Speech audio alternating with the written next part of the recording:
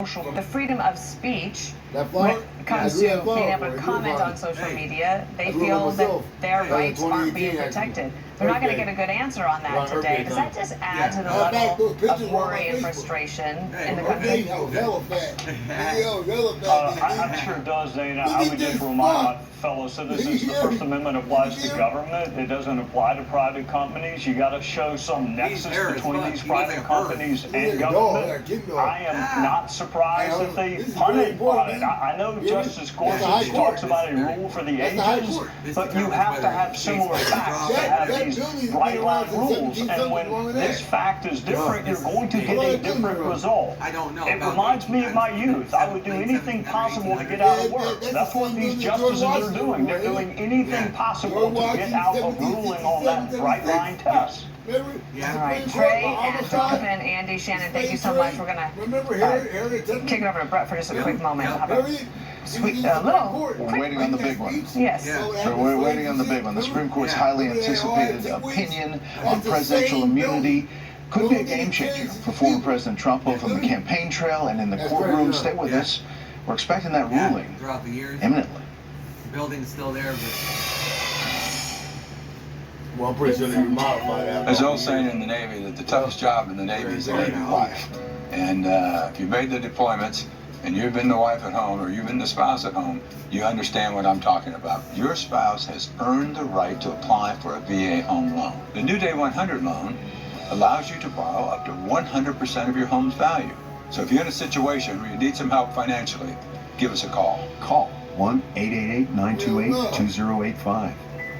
Yeah, if I had to, I'd rather be broke. Hey, I just got a text from my sister. You remember Rick, her neighbor? Sure. He's the 76-year-old guy who still runs marathons, right? Sadly, not anymore. Yeah, come on, Wow. that was Eddie. So sudden. What? Yeah. We're going to get on that commercial break because we have word that the Supreme Court has issued a ruling on the extent of presidential immunity from criminal prosecution for conduct alleged to involve official acts during the tenure of President Trump. This is the big one we've been waiting for. It's consequential. It's really interesting that the Supreme Court in 248 years of our history has never actually ruled on this, so it is big and sweeping, and I have our political panel looking over this right now. Andy McCarthy, Chief Justice John Roberts has the writing on this. He's got the pen. Is that significant? It's very significant. This is the most important case of the term in terms of the long-term interests of the executive branch, in terms of the short-term interests of Donald Trump. And it looks like, at least within the bounds of clear executive authority, what Chief Justice Roberts is saying is that the president clearly has immunity from prosecution. So the question is going to be, again, I think Trey underscored this before, is what is an official act? There's going to be a lot of litigation about that, and what's close to the core of clear executive constitutional authority versus the outer ambit of it. Brett? Do we have Shannon? Is she going through the paperwork? Shannon, you there? Yes. Yes, I am here. If you can hear me. Let me read you a little bit of what we have from the court. It does find this. Under a constitutional structure of separated powers, the nature of presidential power entitles a former president to absolute immunity from criminal prosecution for actions within his conclusive and preclusive constitutional authority. He is entitled to at least presumptive immunity from prosecution for all his official acts. There is no immunity for unofficial acts. See, we on the real shit. When we tell you something here, looks like a it's real. 6-3 split. We've got the dissent by Justice Sotomayor, Kagan, and Jackson join that. There is a kind of split decision on some of these.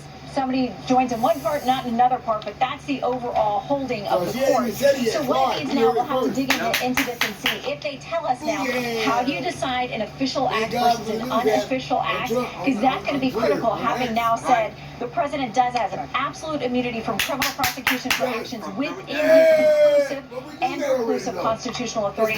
We'll dig in, see how they define those official acts, and look for a little bit more from you, from the opinion. But at first blush, this looks like it is going to be a win for the argument for presidential immunity when it comes to allegations of criminal activity. What's interesting is that, you know, I'm sure here in the Biden White House are paying close attention to this as well, because in the situation that we find ourselves in, the utilization of the justices in politics. Let me go to you, Jonathan Turley, for a reaction to this decision so far. Well, this is along the lines of what many of us anticipated, that the court did not go with absolute immunity on everything, but did say that there's absolute immunity when it comes to core constitutional powers. We're still going through the opinion to see if there's any assistance on where that line is to be drawn. This case is going to have to go back to the district court, which is going to have to try to sort of thread this needle to determine what in the case would not fall under these protections. But this is obviously a win for President Trump, in the sense that the special counsel was arguing, as with the lower court, that there was very little immunity here to be concerned with. The counsel for the government was assuring the court that they really didn't have much to be concerned with here in terms of any changes in the status of the case. That's clearly not what we want today. The court here is saying that we do need lines here drawn to protect presidents so they have some breathing room. And you have to sort of wonder how the context affected the justices. I mean, if they want to look at the implications of leaving presidents without protection, they just need to look around the country. Even though Manhattan was not a federal case, it was a political prosecution in the view of many of us that was rather raw and open. And so this is a context that must have concentrated the minds of these justices as they did what Justice Gorsuch said and tried to write for the ages to have something not for this case, but for future cases and future presidents. I know. This alone should not have even went to the Supreme Court, because that's why they couldn't prosecute him when he was president. They waited until he wasn't president. Yep. So it's all a sideshow. It's like they say, a force. It's a show. Yeah. It's a Hollywood show. Yeah. They're trying to get him on. They're trying to get him on something when he wasn't president, and then rule, well, he's immune when he was president. We know that already, but thank God they still ruled against him. I mean, still ruled for him. But it should not. But that should not have even went to the Supreme Court. It's like a goddamn sideshow, because already we know the answer to that. I just said it when we were just talking about it before they gave the ruling, even before Twitter said it. Man. We heard. I was just talking about it, and I was recording on my phone the verdict. So you hear it all on there before we even got the verdict. You hear me? I know. Yeah. It's a sideshow, because you can't prosecute the president of the United States. Right. That's why they didn't prosecute him last time when he was. And anybody else, you can't prosecute him. Damn. Proceed without prosecution, but that's still going to take time to assert that it is unequivocally private. This is not a win for Jack Smith. How close to a tie it is depends upon what the remainder. You'll remember, Brett, when John Roberts was confirmed, he said he was a minimalist. That was the word he used. He talked about judicial humility and that he was a minimalist. It is not surprising to me that he wrote the majority opinion. He wants to write it in a minimal way. So there is no bright line rule. It's going to be fact specific. I want to bring in Alina Hala. She, of course, is an advisor to the president's campaign. She's a lawyer who has been in court with him in many different scenarios. And your initial reaction to this ruling, as we have just been handed it and we're kicking the tires here. I want to get your thoughts, Alina. You need to take your ass out.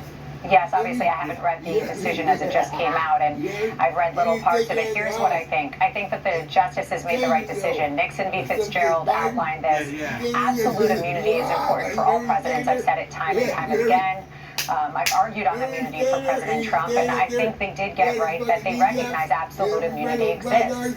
Another thing that I do think needs to be pointed out is that they said presumptive immunity exists for acts within the outer perimeter of his official acts. So what's going to happen now is that they basically have said, sorry, Jack Smith, you don't get to just impede and intrude on the executive branch.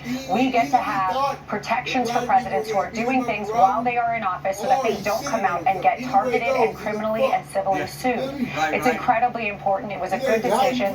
Obviously, I believe absolute immunity should exist for the executive branch, but they did recognize it.